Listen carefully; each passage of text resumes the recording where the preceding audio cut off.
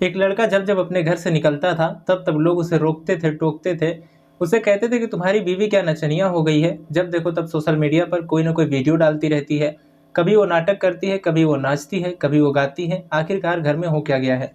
पति जब ये बात सुनता है तो अपनी पत्नी को समझाता था, कहता था कि बाहर के लोग बहुत ज्यादा बदनामी कर रहे हैं, तुम ये सब छोड़ दो, अच्छा नहीं लगता। वैसे भी तुम पढ़ी लिखी हो, ITI की हुई हो, और कढ़ाई बुनाई सिलाई ये सब तुम जानती हो, तो अच्छे से इसी का काम करो और ये काम तुम्हारा चलेगा, इससे इनकम होगी। पत्नी ने जैसे ये बात सुनी उसने इग्नोर कर दिया। फिर लोगों ने टोका पति को, तो पति ने फिर अपनी पत्नी को रोकने की कोशिश की। बात आगे बढ़ जाती है। उसके बाद पति अपनी पत्नी से साफ साफ कह देता है कि आज के बाद ना तुम कोई वीडियो बनाओगी और ना ही कोई रील बनाओगी। बस ये रोकथाम थी, जो दीवार थी खींची जाती है। तो उसके बाद फिर अपना उसका पति अपनी पत्नी को रोक देता है और पत्नी एक नया रास्ता खोज लेती है। यही एक व्यक्ति से, एक लड़के से उसकी दोस्ती हो जाती है। वो खुद एक बच्चे की माँ होती है और जो दोस्ती जिससे होती है वो 2 बच्चों का पिता होता है। उधर वो अपनी पत्नी से परेशान था, इधर ये अपने पति से परेशान थी। दोनों की दोस्ती, प्यार, इसके बाद अवैध संबंध, और यहाँ से एक कहानी गढ़ी जाती है कत्ल की, वो भी भयानक रूप में। और वो ऐसा नाटक करती है जैसे कि उसने कुछ किया ही नहीं है। लेकिन जब घटनाक्रम का खुलासा होता है तो लोग बड़ा बुरा कह रहे थे। लोग सोचने पर मजबूर थे कि आखिरकार इन महिलाओं को हो क्या गया है। नमस्कार दोस्तों, मैं हूं राज और आज के इस क्राइम के एपिसोड में आप सभी का बहुत बहुत स्वागत है। उम्मीद करता हूं कि आप लोग स्वस्थ होंगे, मस्त होंगे। दोस्तों, ये सच्ची घटना है हरियाणा प्रदेश के जिला भिवानी की। 29 मार्च 2025 को सोशल मीडिया पर एक फोटो बहुत तेजी के साथ वायरल हो रहा था। आसपास के जितने भी थाने थे, चौकी थी, पुलिस वाले थे या फिर कोई मीडिया इन्फ्लुएंसर था, ज्यादातर जगहों पर एक फोटो वायरल हो रहा है। उसमें एक आदमी का हाथ दिखाया जा रहा था। हाथ पर लिखा था प्रवीण। कहा जा रहा था कि ये लाश पूरी तरह से सड़ चुकी है, गल चुकी है। इस लाश की पहचान करना बहुत मुश्किल हो रहा है। लेकिन हाथ पर प्रवीण लिखा हुआ था। अगर किसी ने इस व्यक्ति को देखा हो, इस व्यक्ति के बारे में कोई भी सूचना दे सकता है तो सूचना दे, हम इसके बारे में पता लगाना चाहते हैं। दरअसल पूरी पुलिस की तरफ से ये मैसेज लोगों तक पहुंचाया गया था। अब क्योंकि 3-4 दिन पुरानी ये लाश बताई जा रही थी, तो जो सड़ चुकी थी, जिसके बारे में पहचान पाना बहुत मुश्किल था, आखिरकार अगला दिन आता है और अगले दिन भिवानी का ही पुराना बस स्टैंड के रहने वाले एक संदीप नाम का व्यक्ति होता है, उसके पिता सुभाष होते हैं। दोनों ही आते हैं और जाकर पुलिस वालों से कहते हैं कि साहब, एक फ़ोटो है जो लगातार वायरल हो रहा है।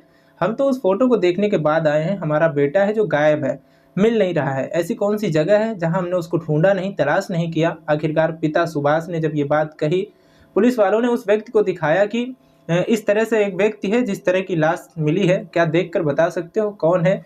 वो देखते ही पहचान जाते हैं, उसके हुलिया से, उसके कद काठी से, उसके कपड़ों से, उसके हाथ पर लिखे हुए प्रवीण से, कि ये तो हमारा ही बेटा है। प्रवीण नाम है इसका, जिसकी उम्र लगभग 35 साल के आसपास है। ये शादीशुदा है। एक इसका बेटा है, बेटा लगभग 6 साल का है। नाम उसका मोहित है। पत्नी का नाम रवीना है। अब ये खबर घर तक पहुंच जाती है। घर वाले लोग जब थाने में पहुंच जाते हैं, वहां पहुंचते हैं जहां पर लाश रखी हुई थी। पुलिस वालों का रो रो कर, जो परिवार वाले थे, रो रो कर उनका बुरा हाल था। खासकर पत्नी और जो बच्चा था 6 साल का, वो इतना रो रहे थे कि लोग ज़्यादा परेशान हो जाते हैं। पुलिस वाले कहते हैं कि हम इस मामले की जांच पड़ताल कर रहे हैं, जो भी घटनाक्रम के बारे में पता चलेगा। पोस्टमार्टम की रिपोर्ट आती है और पोस्टमार्टम की रिपोर्ट से पता चलता है कि उसकी गला दबाकर हत्या की गई है। शुरुआत में ऐसा लग रहा था जैसे क्या वो शायद उसमें ड्रेन में गिर गया है, जो नाला था जिसमें पानी था उसमें गिर गया है और उसी के गिरने की वजह से उसकी मौत हो गई है। उसका शरीर पूरी तरह से फूल चुका था। शुरुआत में पुलिस वालों को लग रहा था कि जैसे कोई हादसा है, लेकिन पोस्टमार्टम से पता चलता है कि इसकी हत्या हुई है। लेकिन हत्या क्यों हुई है, किसने की है, इसके बारे में जानकारी जुटाने की पुलिस ने उस लेवल पर कोशिश नहीं की जिस लेवल पर पुलिस को कोशिश करनी चाहिए थी। हालांकि परिवार के लोगों ने अपनी तरफ से ही कोशिश करना शुरू कर दिया और परिवार के लोगों ने आसपास के इलाके के जितने भी सीसीटीवी कैमरे थे, लगातार कई दिनों तक के सीसीटीवी कैमरे खंगालना शुरू कर दिया।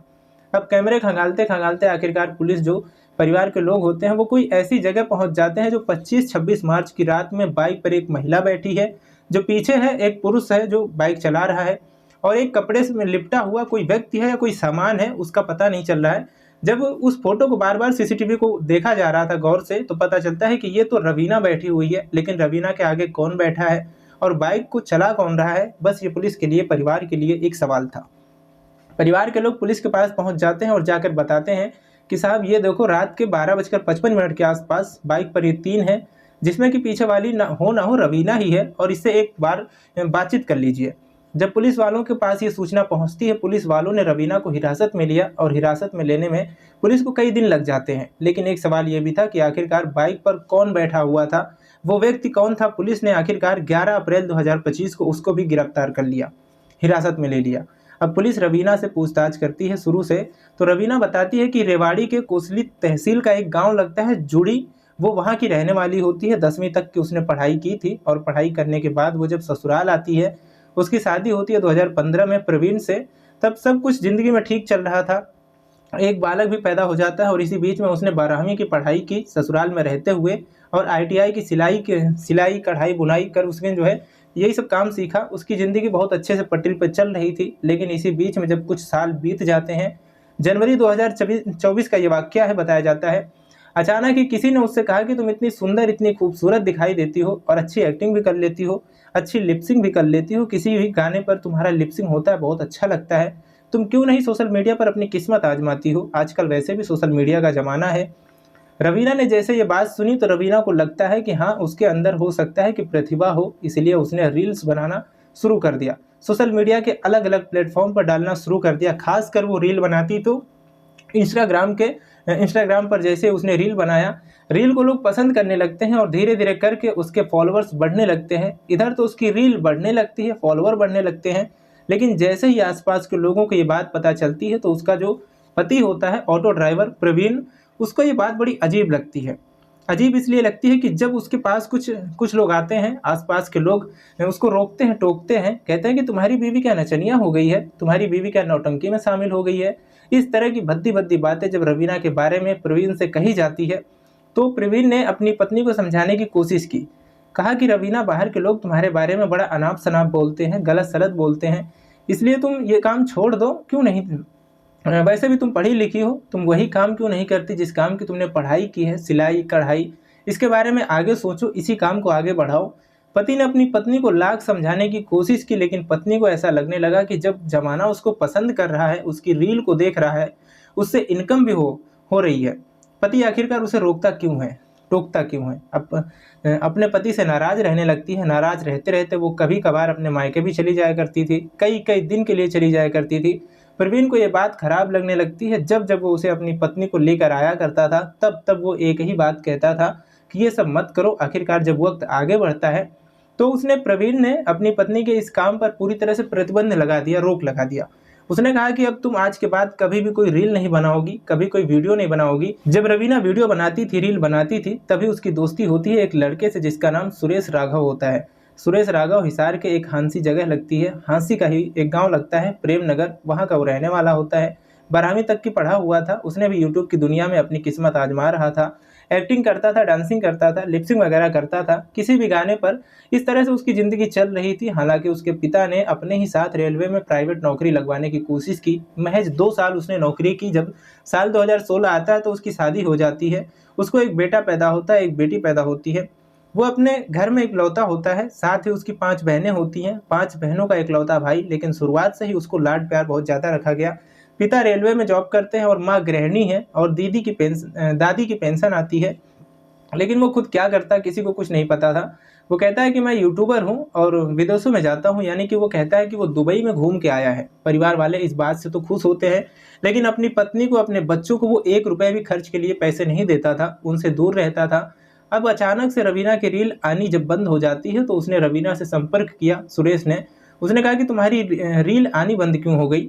वो कहते हैं कि मेरा पति जो है बिल्कुल साफ साफ इनकार कर रहा है। वो कहता है कि तुम इतनी अच्छी रील बनाती हो, तुम आगे इसमें काम करो और काम करोगी तो तुम्हें पैसा मिलेगा और तुम्हारा नाम भी रोशन होगा। इसलिए सुरेश और रवीना दोनों आपस में बातचीत करने लगते हैं, एक दूसरे का दुख दर्द बांटने लगते हैं, एक दूसरे का कंधा शेयर करने लगते हैं, कंधे पर रख कर सर, अपनी बहुत सारी बातें, रोना धोना, ये सब चलने लगता है। कब इन दोनों की दोस्ती हो जाती है, दोस्ती प्यार में बदल जाती है और प्यार के बाद फिर अवैध संबंध बनने लगता है। और इसी बात का पता चल जाता है प्रवीण को गुस्सा आता है और उसके बाद जब उसने बिल्कुल पूरी तरह से प्रतिबंध लगा दिया, फिर भी रवीना उसके साथ ड्यूट करती थी, उसके साथ वीडियो बनाती थी और ये बात प्रवीण को अच्छी नहीं लगती थी। आखिरकार कई दिनों के बाद ये बात है 23 मार्च 2025 को, लगभग 20 दिन के बाद वो अपने ससुराल में आती है। और ससुराल में आने के बाद जैसे ही वो घर पर आती है तो यहाँ पर पति और पत्नी के बीच में कहासुनी हो जाती है। प्रवीण जहाँ रहता है वो पुराना बस स्टैंड के पास गुर्जरों वाली डंडी के पास उसका घर है। वहाँ पर जो उसका ससुर है, वो ससुर तो हलवाई का काम करता है, जो अक्सर घर पर नहीं रहता। लेकिन जो उसका प्रेमी का छोटा भाई है वो बाहर ड्यूटी पर रहता है। उसकी पत्नी घर में रहती है, नीचे घर का जो पोर्शन बनाया है उस पोर्शन में वो खुद रहता है, उसका बेटा रहता है, उसकी पत्नी रहती है जो कभी कभार आ जाया करती थी। लेकिन जो उसका बड़ा भाई है वो अपने पूरे परिवार के साथ कहीं अलग रहता है। अब जब 23 मार्च 2025 को प्रवीण और रवीना के बीच में झगड़ा होता है, तभी रवीना अपने दोस्त, अपने प्रेमी जिसका नाम सुरेश राघव होता है, उससे साफ साफ कह देती है कि अब इसका काम तमाम करना पड़ेगा। इसलिए हम इसका अब जो वो लोग प्लानिंग करते हैं, कहते हैं कि प्लानिंग करो जो बढ़िया से बढ़िया प्लानिंग हो और इसको हम रास्ते से हटा ही देंगे। इस तरह की प्लानिंग की जाती है और ये 25 तारीख को, 25 मार्च को फिर से अपने घर आती है, क्योंकि इसके घर में जाने का जो रास्ता था, दरअसल वो बाहर से ऊपर की तरफ जो है, ऊपर की जो मंजिल थी वहाँ पर रहते थे, नीचे मंजिल पर उसकी देवरानी रहती थी और उस रास्ते से देवरानी को कुछ पता ही नहीं था कि उसके जेठ का आज जो है कत्ल होने वाला है। जैसे ही 25 तारीख की रात को इंतजार कर रही थी कि कब सोएगा, इससे पहले ही उसने उसको फ़ोन कर देती है अपने प्रेमी को। प्रेमी अपनी बाइक लेकर आ जाता है और वो रास्ते से जैसे ही बाहर के रास्ते से अंदर प्रवेश करता है, प्रवीण सो रहा था। जैसे किसी के आने की आहट होती है, प्रवीण उठ जाता है, वो तुरंत ही जाग जाता है, लेकिन पत्नी पहले से ही तैयार बैठी हुई थी। उसके गले में एक दुपट्टे का फांसी का फंदा लगाया जाता है और गले को तब तक खींचा जाता है जब तक कि उसके प्राण नहीं निकल जाते। इस प्रवीण की हत्या करने में, उसका कत्ल करने में उसका जो प्रेमी होता है सुरेश ने तमाम कोशिश की, प्रयास किया और उस प्रयास में वो सफल भी हो जाते हैं। और सफल होने के बाद जैसे रात के 12:30 बजे के आसपास के वक्त हो रहा था, उसको चादर से लपेटा जाता है। लपेटने के बाद उसकी बॉडी को ऊपर वाले मंजिल से उतार कर नीचे लाते हैं। आगे सुरेश बाइक चला रहा था, पीछे प्रवीण बैठा होता है जो कपड़े में लिपटा होता है और उसको पकड़ के बैठ जाती है पत्नी। और यहाँ से लगभग 6 किलोमीटर दूर ही एक विनोद रोड पड़ता है, वहाँ पर ड्रेन है और ड्रेन में ये पानी में डाल देते हैं, ऊपर से झाड़ी वगैरह रख देते हैं, बंद कर देते हैं ताकि ये यहाँ पर पड़ा रहेगा और जब ये लाश सड़ जाएगी, गल जाएगी, तब जाकर लोगों को पता चलेगा और उसके बाद पहचान पाना मुश्किल हो जाएगा। लेकिन कोई नहीं जानता था कि भले ही चाहे उसकी लाश पहचानना मुश्किल हो जाए, लेकिन उसके हाथ पर लिखा हुआ था प्रवीण और वो बिल्कुल साफ सुथरा उसमें था, उसमें कोई दिक्कत नहीं हुई थी। और पुलिस ने इस लिखे हुए प्रवीण का सहारा लिया। आखिरकार 3-4 दिन के बाद बॉडी मिल जाती है और बॉडी मिलने के बाद फिर परिवार वालों ने ही इस घटनाक्रम का अपने स्तर से प्रयास किया। बाकी का काम पुलिस ने कर दिया। पुलिस ने इन 2 लोगों को गिरफ्तार किया और गिरफ्तार करने के बाद जेल भेज दिया। फिलहाल ये जेल में है और इस घटना को भी मेरठ के उस घटना से जोड़कर देखा जा रहा है जिस घटना में मुस्कान रस्तोगी नाम की एक लड़की ने अपने पति सौरभ राजपूत की हत्या कर दी थी साहिल प्रेमी के साथ मिलने के बाद। अब इस घटना के बाद जो ये लड़की है जिसका नाम रवीना है, रवीना का इकलौता बेटा बचा है, पति मर चुका है, अब उसके बेटे की परवरिश कैसे होगी। साथ ही जो सुरेश राघव, उसके भी 2 बच्चे हैं और पत्नी, खैर उनकी आगे की ज़िंदगी कैसे चलेगी, अब इस पर भी सवाल है। लेकिन जबकि पत्नी ने, मीडिया कर्मियों ने बातचीत की जब उसकी पत्नी से, तो वो रो रो कर अपनी कहानी बयां कर रही थी कि पहले से ही विधवा जैसी ज़िंदगी जी रही थी, अब पता नहीं आगे क्या होगा क्या नहीं होगा। उसका पति उससे बात भी नहीं करता था, अब वैसे भी जेल चला गया है, कब तक वो जेल में रहेगा कब तक नहीं रहेगा कुछ कहा नहीं जा सकता। दोस्तों, इस पूरे घटनाक्रम को सुनाने का उद्देश्य किसी को परेशान करना नहीं है, किसी का दिल दुखाना नहीं है, बल्कि आपको जागरूक करना है, आपको सचेत करना है। जय हिंद, जय भारत।